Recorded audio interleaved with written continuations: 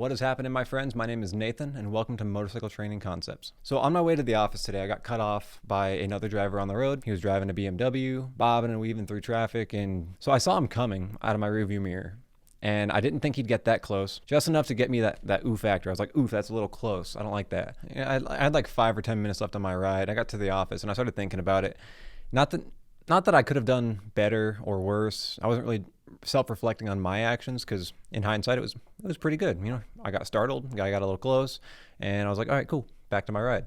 But it got me thinking about how road rage, in a nutshell, is a socially acceptable form of violence. Let's say you're pushing a shopping cart in a grocery store, you turn a corner real quick and there's another person with a shopping cart and they get kind of close and it startles you. You get that, ooh, that's a little close. I wasn't expecting you to be there. You don't start yelling and cussing in a grocery store because someone startled you. But why is it socially acceptable to yell and cuss at another car when they startle you? But it helps to know what that can lead to, whether that's you crash or they crash, or if you don't de-escalate, someone else can crash, or if you escalate, then there could be a physical confrontation towards the end of it, or they could follow you to your house or to the gas station or to the store or anywhere else, and then it could become very dangerous for you or them.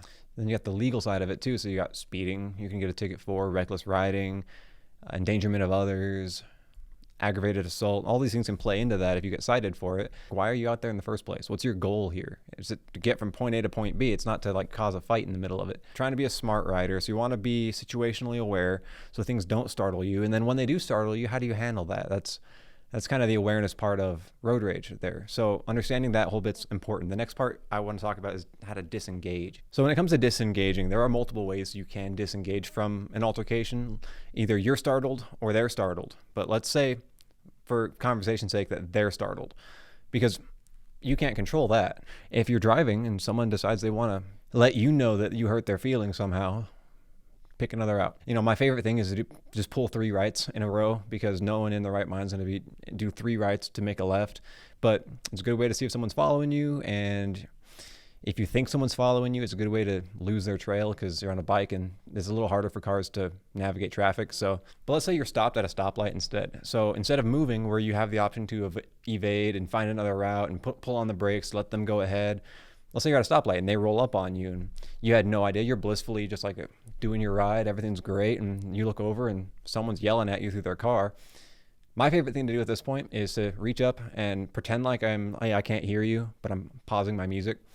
And I'll reach up and I'll pause it and be like, nah, sorry, can't hear you. And I'll just look forward. I'm not ignoring them, but I'm ignoring them. I'm remaining 100% situationally aware to what they're doing and where they're at. If they open their car door, I'm planning my escape routes. I already know as soon as that door opens, I'm gone. They always stop trying at some point. Usually when the light turns green, they call it a day. So all of that was just assuming that the other person had the issue with you and we're going to let you know. And that's stuff that's out of your control. How do you just disengage or de-escalate or remove yourself from the equation somehow when they have the issue? Now, what if it were reversed? If you want to practice prevention on your part, the biggest way to do that is to learn road strategy, because being startled or scared or freaked out or getting that, oh, okay, you know, if you have that feeling while you're on the road traveling faster than the human body was designed to go, you don't just get scared, you get scared for your life. And there's a difference, because scared for your life means fight or flight, means adrenaline, means critical thinking skills go down. You just want to survive or attack the enemy or do what you got to do. It's going to make you feel better in the next 5 seconds. You're not thinking about, okay, that driver made a mistake. You know what? He probably understands that he made that mistake and he probably figured that out and did the best he could. But now he's probably going to learn from that because he knows he's in the wrong. I don't need to tell him that. That's ideal. Now, if you have to be consciously naive, like purposefully naive, to being like, you know what? Benefit of the doubt. I think that guy's already learned his lesson. He almost hit me. I think he knows that. And I think it scared him just as much as it scared me. That's the best thing you can do at that point. And that's going to take up the bulk of it. So being able to predict other people's movements, learn road strategy, read the body language of cars and everything in between, that's all teachable stuff. That's all stuff that you can learn. It's a skill you can fine tune. The rest of it is after action reviews on yourself after every ride. And that's prevention in a nutshell. That's your part. So you got to kind of wrap up, to summarize what we've talked about so far. I'm going to go to my notes. So the awareness of it is road rage is a silly grade school argument with an inanimate object until it's not. And then it's a very violent force on force interaction between two adults who have to live with the legal, moral, and tactical consequences of their actions. And the line between childish fight, childish argument, and the worst day of your life is pretty thin. Once you start thinking about it like that, road rage becomes something that you want to actively avoid. Even if it's thrown at you, you become a lot better at de-escalating it and disengaging, just knowing that alone. The next part is disengaging. If some other driver on the road has a vote in your outcome of your day, take control, do whatever you got to do, but don't let them ruin your day. Make it home safe, make it to where you got to go safely. Ignore them if possible.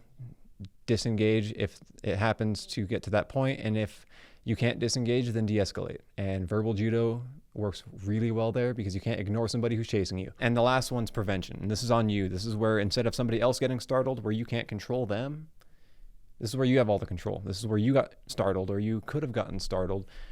And how do you prevent that? By learning road strategy, learning patterns in traffic and situational awareness, and honestly just predicting what the other drivers are going to do before they do it. And once you get to that point, things startle you a lot less. And then when they do startle you, you can clean up the rest of that prevention with after action reviews. I didn't like that I got startled today. How do I not get startled? But I handled it really well in every other situation. I just got scared. How do I not get scared next time? Be a forever learner, forever student. That's what we are here, forever students. And honestly, just trying to share off a perspective, some values, some lessons learned. With that said, hope you all ride safe, be safe, and I'll see you next week.